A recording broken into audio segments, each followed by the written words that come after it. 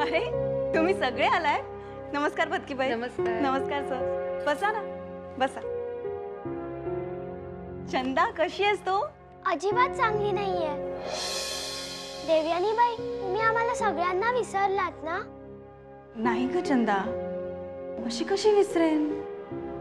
मग तुम्ही आम्हाला शाळेत भेटायला का नाही आलात?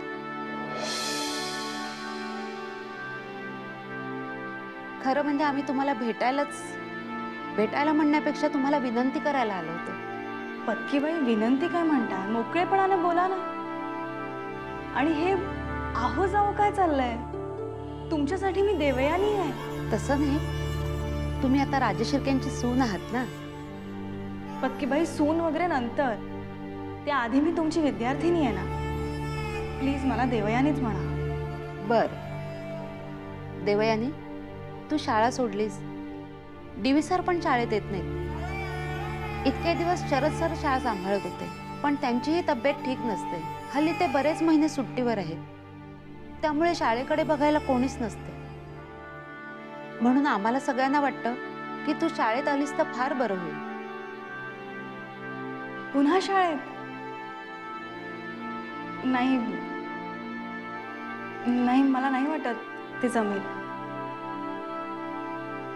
असं बोलू नकोस देवयानी. अगं, शाळेकडे तुझ्याशिवाय बघायला दुसरं कोण आहे? ते खरं आहे भटकीबाई, पण आता मी या घराची सून आहे आणि घर सांभाळणं माझं पहिलं कर्तव्य आहे. ते सांभाळून शाळेत येणं मला जरा कठीण वाटतंय. पण ही शाळा सुद्धा राजेश शिर्केंनीच बांधलेली आहे. तेव्हा ही शाळा सांभाळणं हे राजेश शिर्केंची सून म्हणून तुमचं कामच आहे. उलट ह्या घरची सून म्हणून आता तर तुम्हाला अधिकार मिळालाय. तो अधिकार वापरून ही शाळा नावारूपाला आणण्याचं काम तुम्हीच करू शकता.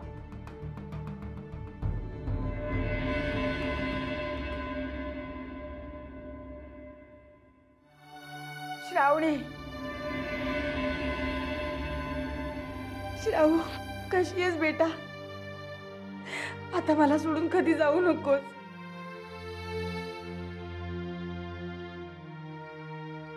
बाबा, काय झालंय? अगं, कुठे होतीस तू? आम्ही सकाळपासून तुझी वाट बघतोय श्रावणी. बरं झालं तू आलीस. काही खातपीत नाहीये ग ही. आम्हाला वाटलं होतं आता तू येतेस का नाही. बाबा, मी इतकी वाईट आहे का हो? नाही, तू वाईट आहेस असं मी कधीच म्हणालो नाही. आता आलीये ना ती, आता काही नको बोलू. तोच तर प्रॉब्लेम आहे ना काकू. आई वडिलांवर कितीही प्रेम दाखवलं तरी त्यांना पटतच नाही. प्रेम पुरे आता आले ना तर घरी. कशी आहेस बाळा? मी छान आहे. तू कशी आहेस? माझी आठवण येत होती.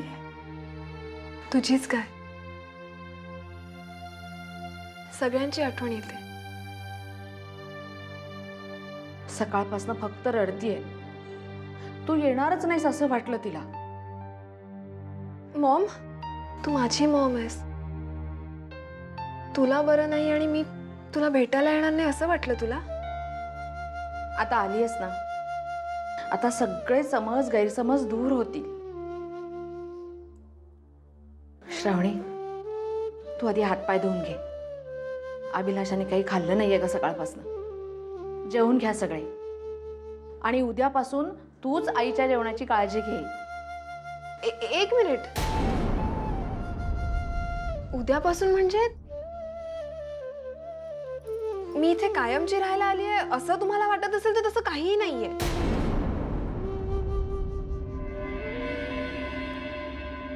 मला तुमच्या सगळ्यांच्या भावना समजतायत, पण खरंच मी शाळेत नाही येऊ शकणार. देवयानी, ही शाळा हंबीरराव राजशिर्केंनी बांधली. पुढच्या आठवड्यात त्यांची जन्मशताब्दी आहे. पण ही गोष्ट कोणाच्याच लक्षात नव्हती. आता तू स्वतः जर ह्याच्यात लक्ष घातलंस ना तर ही जन्मशताब्दी मोठ्या थाटामाटात साजरी करता येईल. पण त्यासाठी तुला शाळेत यावं लागेल. खरंच ताई, तुझ्याशिवाय आम्हाला कोणालाच करमत नाही. ये ना शाळेत. हो हो. मुलांनो, आता ती तुमची ताई राहिली नाहीये, ती या घरची सून आहे. आता आपण तिची मदत मागू शकतो. मनात आणलं तर ती आपल्या शाळेला मोठं करू शकते. खरं तर DV सरांनी परत शाळेत यायला हवं असं आम्हाला सगळ्यांना फार वाटतं. पण ते जर येणार नसले तर देवयानी तू तरी शाळेत यायला हवंस. निदान ह्या मुलांच्या भवितव्याच्या दृष्टिकोनातनं तरी तू शाळेत यायला हवं. आम्ही सगळे फार अपेक्षेने आलोय तुझ्याकडे.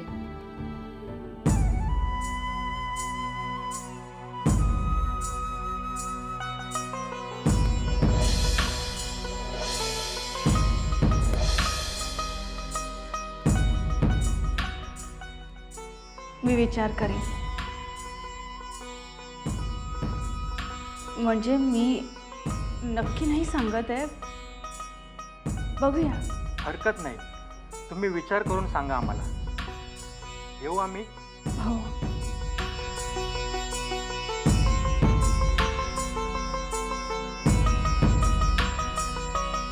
देवयानी बाई, जोपर्यंत तुम्ही शाळेत येणार नाही मी तुमच्याकडे बोलणारच नाही.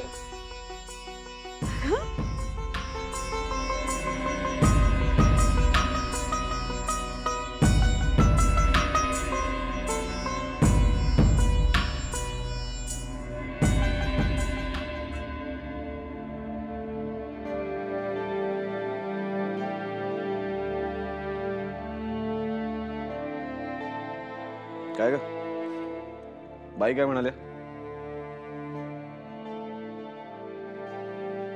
देवयानी, आता आम्ही तुला काहीतरी विचारलं, काय म्हणाले मॅडम? शाळेत पुन्हा येण्यासाठी विनंती करायला आल्या होत्या. दादू नाही आहेत तर शाळेकडे खूप दुर्लक्ष होत आहे असं म्हणत होत्या. मग चांगली गोष्ट आहे ही, नाही आहे का? असे तू दिवसभर नुसती घरात बसून काय करणार आहेस? त्यापेक्षा तुझ्या आवडीचं काम आहे ते तुला करायला मिळेल, हो की नाही? हो विक्रम, पण आता पण कसला देवयानी? तुला आवडणार नाही का परत शाळा जॉईन करायला? तसं नाहीये. तुला माहिती आहे ना, साईमा आणि भैयासाहेबांना नाही आवडणार. काय करतील ते? काय करतील सांग ना. थेट करतील. तुला परत एकदा वाटेल तसं बोलतील. बोलू देत ना. हे बघ, एक लक्षात ठेव, शेवटी जे आपल्याला हवं आणि जे आपल्याला आवडेल तेच करायचं. तू शाळेत जायला. एवढं सोपं नाहीये ते. कुठलीच गोष्ट सोपी नसते देवयानी. पण एकदा जर आपण आपल्या मनात आणलं आणि कुठल्याही गोष्टीला सामोरं जाण्याची हिंमत आपल्यात असेल तर जगातली कुठलीच गोष्ट कठीण नाही.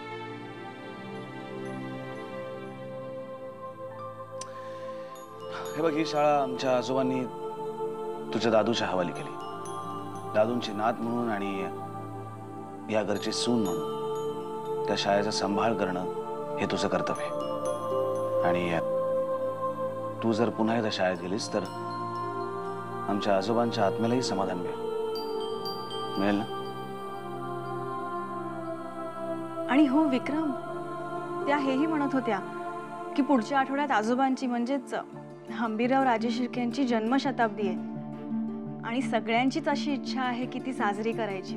हो, हे आमच्या लक्षातच आलं नाही. पण बरं झालं तू आम्हाला आठवण करून दिलीस. देवयानी, तू आता खरंच शाळा जॉईन कर. आमच्या आजोबांची जन्मशताब्दी आपल्याला मोठ्या धूमधडाक्यात साजरी करायची. चला, आम्ही आलो. कुठे चाललाय? ते कळेल तुला लवकरच. आलो सांग. आईला बरं नाही हे बघायला आली होतीस का? आम्ही खरंच खरं बोलतोय की नाही हे चेक करायला आलो होते श्रव. बाबा,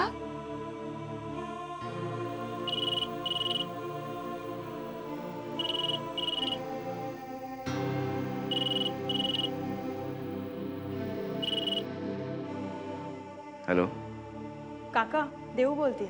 देऊ, बरं झालं फोन केलास. श्रावणी आले घरी. काय सांगतोस? श्रावणी घरी आली? कधी आली ती? आणि आता राहणार आहे ना इथे की? देऊ, ती अभिलाषाला बघायला आले. म्हणजे आम्ही तिला खोटंच सांगितलं ना, अभिलाषा आजारी आहे म्हणून.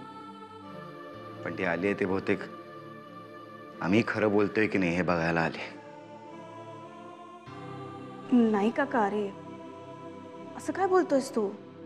हे बघ, काकू आजारी आहे म्हटल्यावर श्रावणीला काळजी वाटणारच ना, म्हणूनच आली असेल ती. तू उगाच काहीतरी तर्क काढतोयस. मला माहिती देऊ, मी खूप हार्श बोलतोय, पण ती आलेला काय म्हणाली माहितीये? ती इथे कायमची राहायला आलेली नाहीये. मग ह्या बोलण्याचा मी काय अर्थ लावायचा देऊ? असो, ती आली ह्याचंही काही कमी समाधान नाहीये. निदान त्यामुळे तिला डोळे भरून बघतात याला. काका जाऊ दे ना देऊ, ही सगळी अनएंडिंग स्टोरी आहे, तुलाही माहिती आहे. तू बोल, तू काय फोन केला होतास? काका म्हणजे दादूंचा काही फोन वगैरे आला होता का? कधी येणार आहेत काही म्हणाले? नाही ग, बाबांचा काहीच नाही फोन आलेला. आणि मला नाही वाटत बाबा एवढ्या लवकर आश्रमातून परत येतील. तसंही ते आश्रमातच जास्त रमतात ना इथल्यापेक्षा. पण का ग, बाबांकडे काही काम होतं? हां काका, पुढच्या आठवड्यात हंबीरराव राजे शिर्के यांची जन्मशताब्दी आहे आणि ती थाटामाटात साजरी करायची आहे असं सगळ्यांचं म्हणणं आहे. मग सगळेच म्हणत होते की दादूही असते तर सगळ्यांनाच आनंद झाला असता. बरोबरच आहे ते. बाबांनी हजर असणं आवश्यकच आहे. ती शाळा म्हणजे बाबांचं स्वप्न आहे ना, आणि त्या हंबीरावांमुळेच ते प्रत्यक्षात उतरले. देऊ, पण त्यासाठी तुलाच आश्रमात जाऊन बाबांचं मन वळवावं लागेल इकडे परत येण्यासाठी. हां एवढंच ना? मी जाईन ना आश्रमात. तसंही काका तिथे गेलं ना की खूप बरं वाटतं, मन एकदम शांत होतं. देऊ, असं का बोलतेस तू? आता सगळं तू तुझ्या मनासारखं झालंय ना? नाही काका, काहीच प्रॉब्लेम नाही. मी सहजच बोलले. म्हणजे तिथे कसं गोंगाट नसतो, बरं वाटतं. देऊ, मला खरं सांग, खरंच तुला काही त्रास नाही ना तिकडे? नाही काका, खरंच काहीच नाही. मी खूप सुखात समाधानात येते खरंच. ठेव फोन. आश्रमात जायच्या वेळी मी तुला फोन करेन. हो, मी तुला नंतर परत फोन करेन. Bye bye.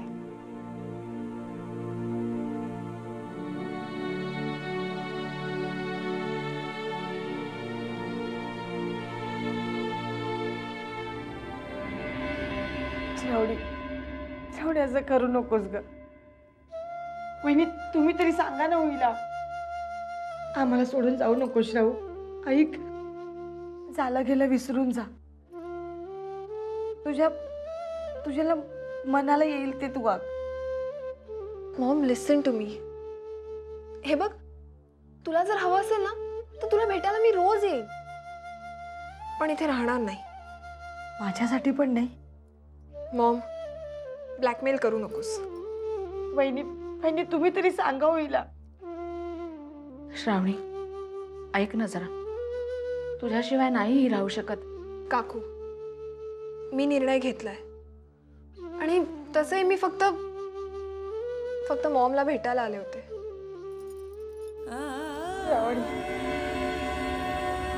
प्लीज आम्हाला सोडून जाऊ नकोस ग. मॉम, प्लीज प्लीज असं नको बोलूस.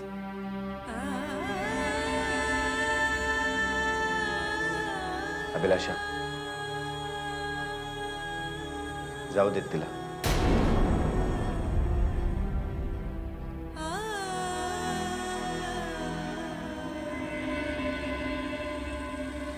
मी निघते मॉम.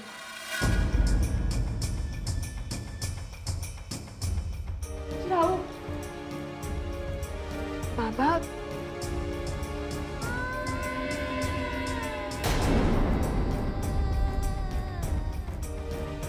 तू आलीस, खूप बरं वाटलं श्रावण.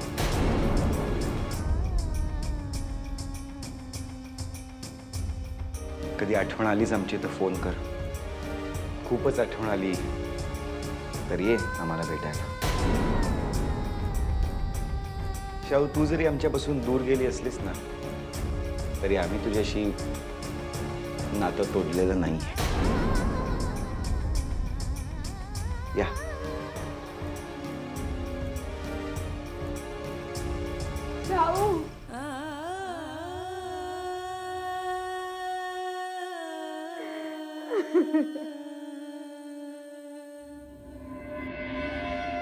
खरंच ते शाळेतले दिवस किती सुंदर होते. मी पुन्हा शाळेत जायला सुरुवात करायला हवी.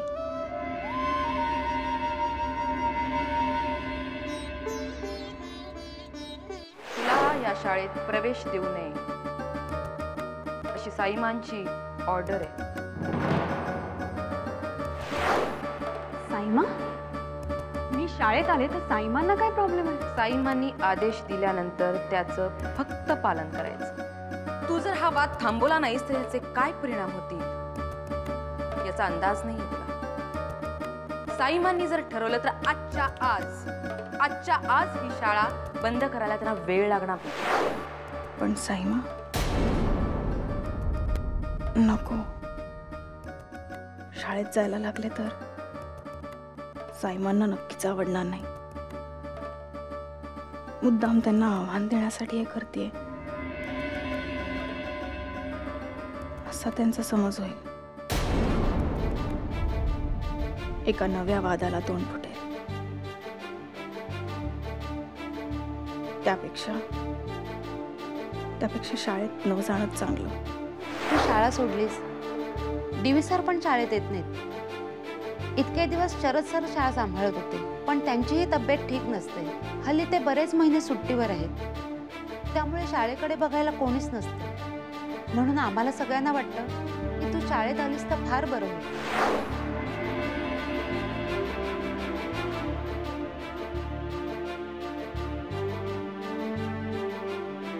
देवयानी, पाणी आण ना जरा. हो, आणते.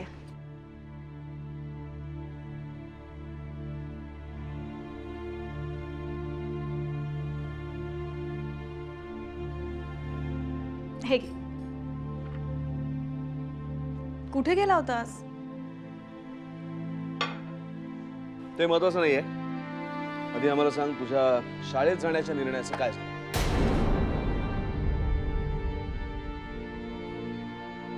ठरवलं नाही अजून.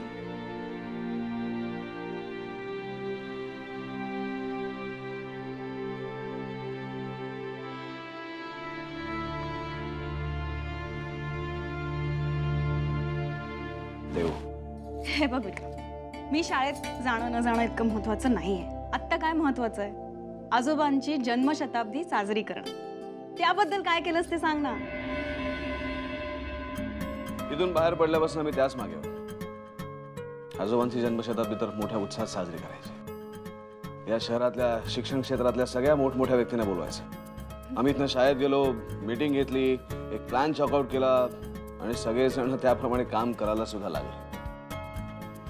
काय बात आहे शशी?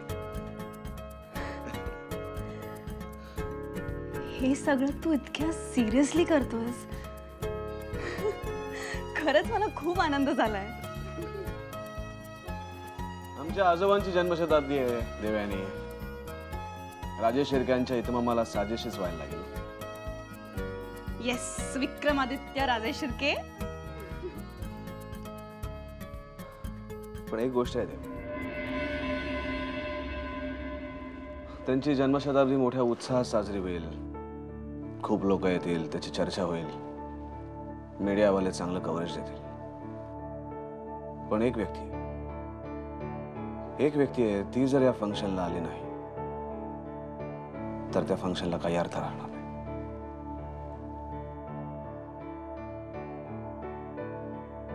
दादूंबद्दल बोलतोयस ना? होय, दादूंबद्दल बोलतोय. त्यांना आमंत्रण पोहोचवलंच पाहिजे.